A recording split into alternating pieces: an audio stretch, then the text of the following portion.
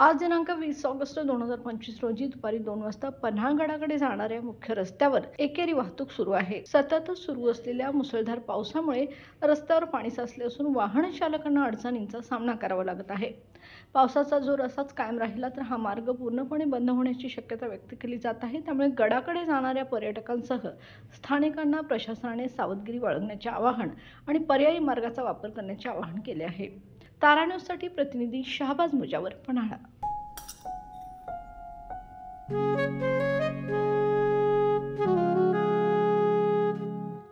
बाबा, आज येताना बासुंदी घेऊन या ना. अगं, कालच आपण आईचा वाढदिवस होता म्हणून आणली होती ना. ऐकलं, गोकुळची बासुंदी पुन्हा खावीशी वाटतेय. खरं सांगू, मलाही खावीशी वाटतेय.